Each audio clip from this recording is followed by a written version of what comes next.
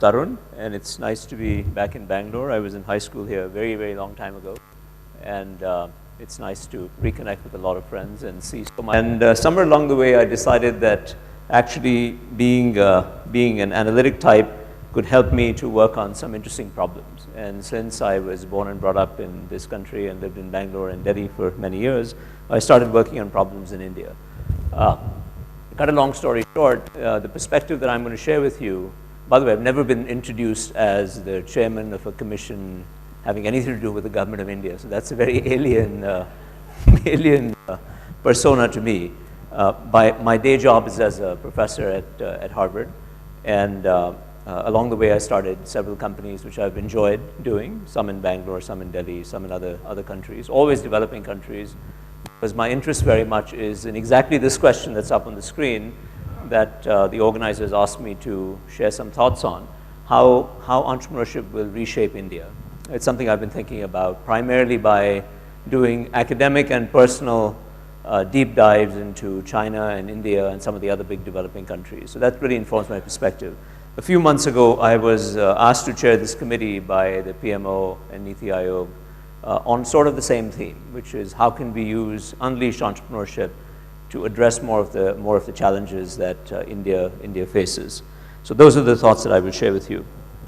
I thought what I would do is start with an example that I've been involved with of an enterprise that started in Delhi. It's called Aspiring Minds, a machine learning company that we aspire to say would democratize the market for talent. So the idea would be that this is just a stock picture showing a lot of people looking for jobs, waiting in interview lines. But the idea would be that you don't need to go to a fancy institution to get a good job. That if you do have the skills and the aptitude and the talent to be able to do something, you ought to be able to find a way to that job. That, of course, the economists refer to it as allocative efficiency. So the idea is that the best talent gravitates to the best jobs. Now, when I was growing up in Bangalore, I think it was far from the case. All of us aspired to go to IIT or go into medicine or something like that. I just met a wonderful gentleman who is building a career advice startup and things of that nature. But the notion is that you should find things that you're good at, that you're passionate about, that your natural attributes allow you to work on, and somehow head in that direction. So that was the aspiration of this company, Aspiring Minds, that we created. And the motivation for it was that, look, it would be nice if all these people would find out what they were good at and not assume that there was only one or two ways to express their individuality and their humanity. And after listening to the previous session, or a little bit of the previous session, and imagining such colorful and wonderful futures, it's pretty clear that there are many different ways that you could reach your aspirations in different ways.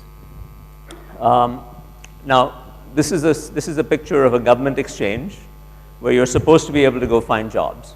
Right? As you can see, nothing is being exchanged here, let alone jobs of any sort. Right? So this is the company that we created. And really what we do is these are the two brothers who actually run the company, the Agarwal brothers. It's been featured in The Economist and some other standard magazines that you see around the world. But the idea very much is to make it incredibly easy for any individual, ultimately we hope anywhere in the developing world at least, to be able to take a series of tests as easily on your phone or on any device, be remotely authenticated, and find out how good you are at whatever it is that you're being tested for. So we run several hundred tests now, all the way on very esoteric things like, are you a good geneticist? Do you have good knowledge of combinatorial history? Can you program in whatever your favorite Python or derivative code language is? All the way down to whether you can be a good paddy worker in a paddy plantation, which of course is a test that you have to do without any text. Without any text, you do it pictorially. And the test, of course, keeps adapting in some pretty cool mathematics involved in that. So that's where I get involved, and a couple of the brothers get involved also, because we like the algorithmic basis for this. Long and short is that we are now able to test millions of people every year in several countries around the world. And what I'm really very happy about is that we're able to take kids from relatively poor, non-white collar backgrounds, kids that you would never imagine would have a real chance, and somehow help them find a way to the kinds of jobs that it used to be that you had to go to a fancy university to get a job at, right? And that really, I mean, each of these jobs, you take a kid who is in a tier 3 city, suddenly takes a test, gets into our database, has in effect, so I use this term GRE for jobs. GRE, of course, is the test that you take to get into colleges in the United States. But the idea is that you take a GRE for any job that you want to aspire to.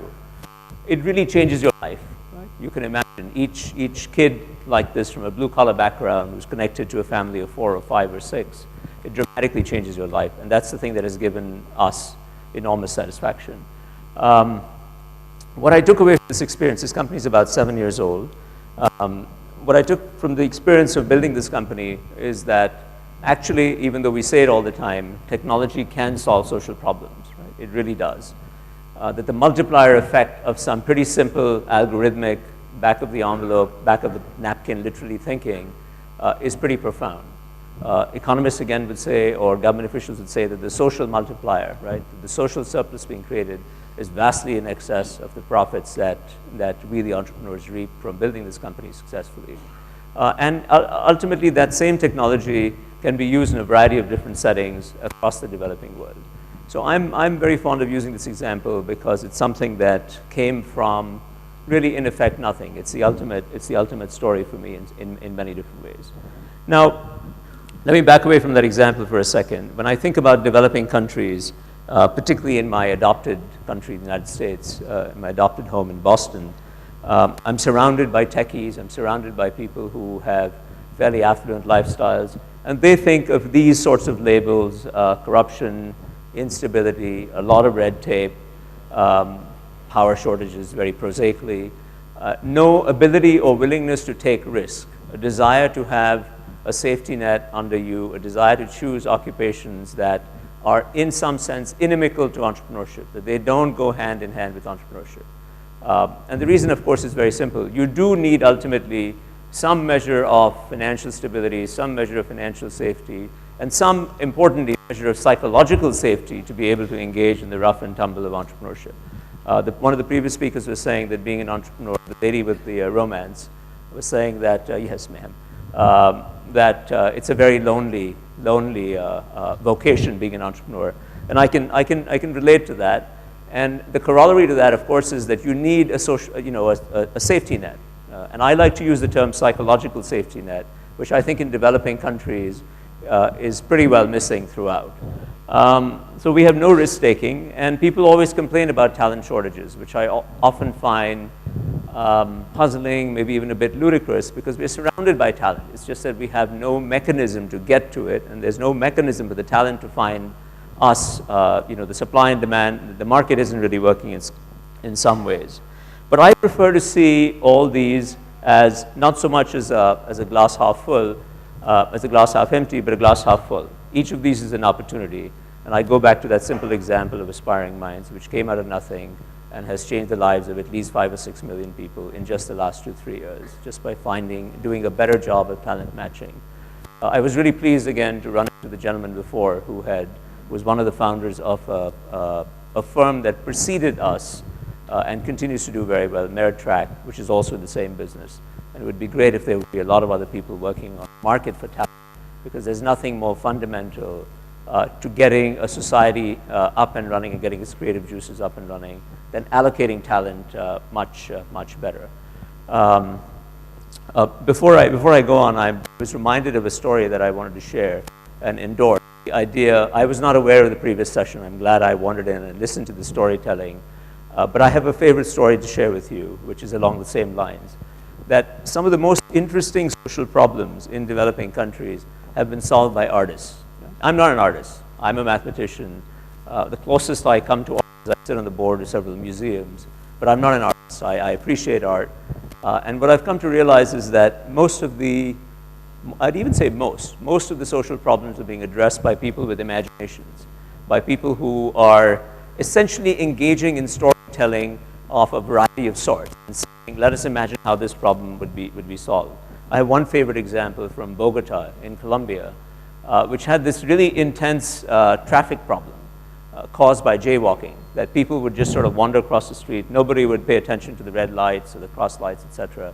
And was ultimately solved by a techie guy who became the mayor of Bogota, but not through any algorithmic thinking of the sort that I would bring to the problem, but by a collection of artists and humanists and mimes who got together and did the following.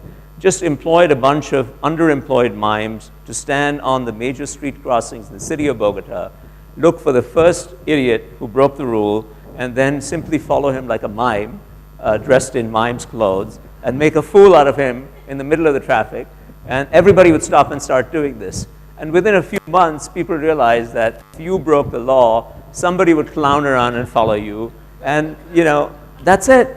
That's what it took. That's all it took to solve that complete problem. Just imagine if we could combine the skills, if you allow me to say, the skills that people like me bring to the table, or all you techie engineers sitting around here, with the skills that some artists bring to the table, or some humanists, or some musicians, I think we'd have an incredibly more interesting place with only a modicum of more resources dedicated to problem solving. So I wanted to just do a shout out to the previous session and say, that was just fabulous. Thank you very much. Okay.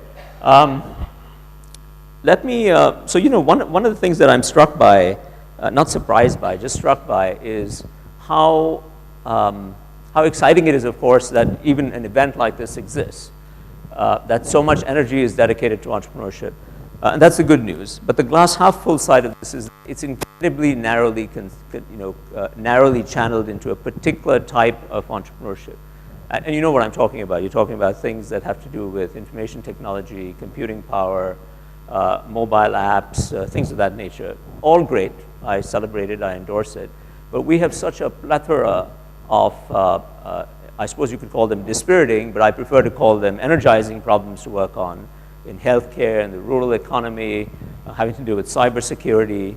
I was telling Nandan and Rohini the other day that it surprised me to learn that from one of our local colleagues, Vijay Chandru, who's a scientist from Indian Institute of Science, surprised me to learn that you've all heard of Moore's law. It underlies the professional success of many of you, but it surprised me to learn that the equivalent of Moore's law in biology is ensuring that progress is going to be even faster in life sciences than it's been in the IT computing space. So the equivalent of Moore's law would be the rate at which our ability to sequence a human genome is becoming cheaper and cheaper and cheaper and cheaper. So quality adjusted rate at which we can sequence a human genome is improving way faster than what Moore's law did at that time. So if you pause for a second and think about that, it just follows that indeed, as Ms. Tata was saying right before, the future is here in some sense. That the speed of transformation that the internet and computing and so on has created for us is going to very likely be eclipsed by the speed of transformation that we will see from fields like, I don't know, computational biology, combinatoric chemistry, things of that nature, and that will radically change everything around us. So I think the problem space is vastly more interesting than I think we as a society are giving it credit for. And when I say we as a society, I'm of course referring to India and Bangalore here, but also to other developing countries where this realization has not really sunk in. And I think the role of people like myself and many people in the room is to encourage us to think more broadly about problem spaces that we can work on. That's the perspective that I brought to this committee assignment from the government, and I'm going to share with you just a simple picture that I've been using, that my committee has been using as an organizing framework to say that these are the sorts of things that we should be focused on in India in order to increase the possibility that entrepreneurship writ large, and I have a very big tent view of entrepreneurship, that entrepreneurship writ large can solve many of the pressing social problems. So very briefly, so AIM here, this pointer isn't particularly versatile. AIM refers to the Atal Innovation Mission. It's not my terminology. It's the terminology that the finance minister used in his budget speech, and so that's what I've inherited. Niti Aayog is what is it? It's a new version of the Planning Commission, I suppose, in some ways, and the committee is under its auspices in some ways. So really what we have is, I think of this pyramid of things that have to happen in the following way. The top layer, the one that says incentives and incubators and prizes, including the X Prize, capital, etc., are only the tip of the iceberg of what needs to be done, in my view, right? In some sense, it's the easier stuff. It's the more immediate stuff. It's the stuff that we can grab and feel, right? So everybody, including me, is involved in an incubator in somewhere, and that's great. We should have thousands of them. Many of them, most of them will fail. Some will do good work.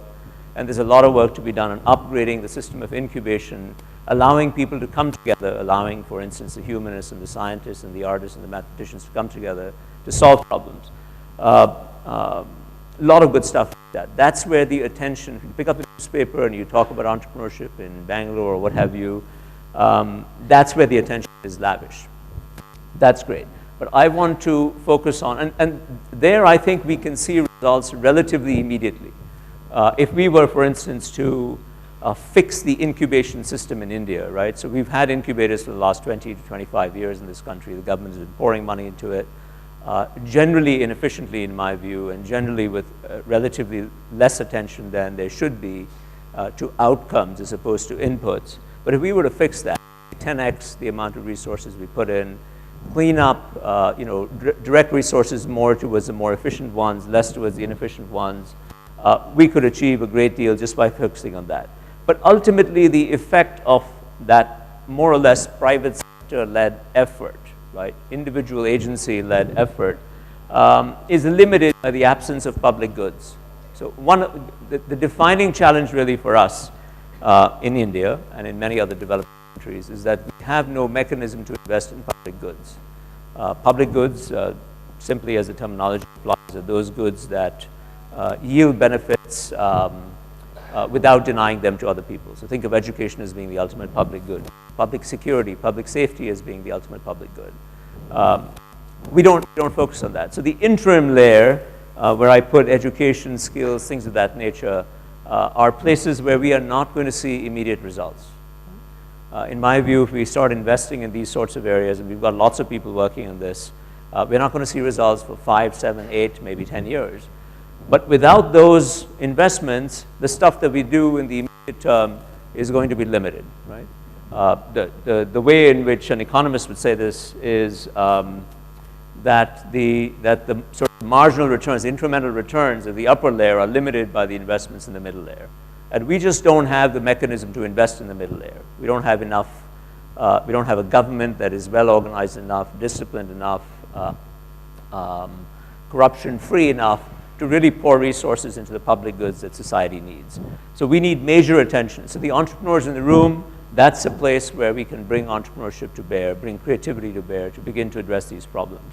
So as should be evident from that comment, for me, entrepreneurship is not only about building a company and taking it public, though I'm perfectly happy to do that, but that's not the only thing. Entrepreneurship is about solving problems creatively. It embraces the do-gooders, the social entrepreneurs, the get-rich-quick guys, and some, and everything in between, really. And ultimately, the holy grail, I think, is the bottom layer, the base layer, which is to change the culture and attitudes of people towards entrepreneurship. I was really struck in this NITI Aayog committee. We commissioned some surveys, and these are things that shouldn't surprise me, probably will not surprise you, but I was struck by the vehemence with which the data came back to us. That entrepreneurship is still, for the most part, a dirty word in this country. Not in Bangalore, not in Koramangala, not in Powai, and not in the IIT clusters, but entrepreneurship is still a word that is associated with business, dirty, corruption-free, political this and that. I mean, step outside Koramangala and step outside your little bubbles, and you will see that we don't have the cultural basis for accepting entrepreneurship. And it sounds a little bit crazy because all entrepreneurship is about creativity. I mean, you phrase it in that way, and you separate it from dhanda, and corruption, frankly, and influence peddling. It's not something that the person on the street really relates to, other than in these very little bubbles.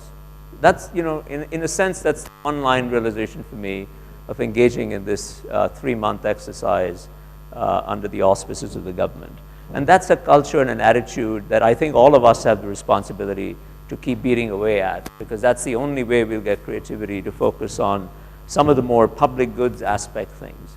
And the reason that it has to be public-ish in nature as opposed to private is that capital is not going to rush to places where it doesn't get the immediate payoff. There are many financiers in the room, there are many angel investors, there are many VC funds in the room.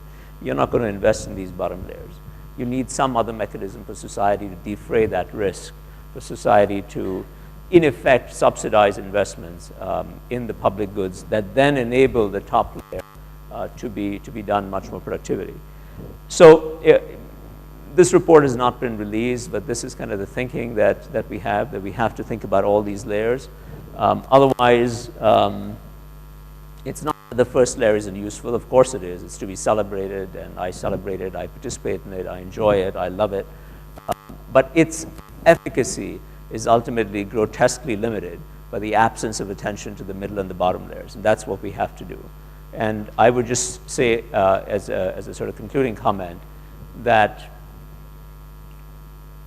it's not that hard to do, actually.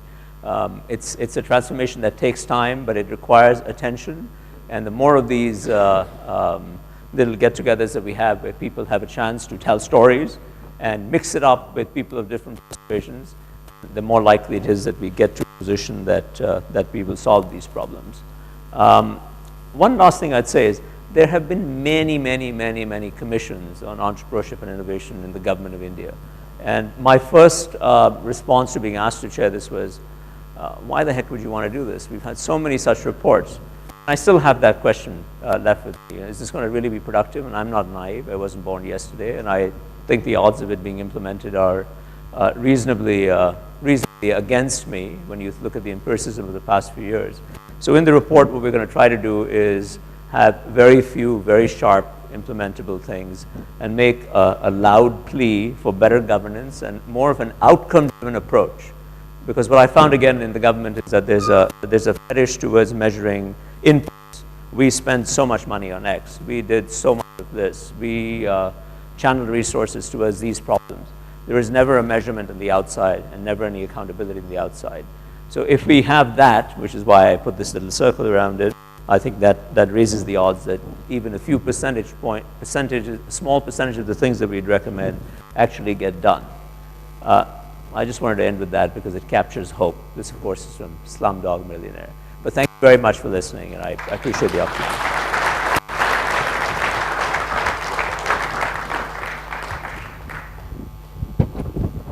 Tarun, many thanks.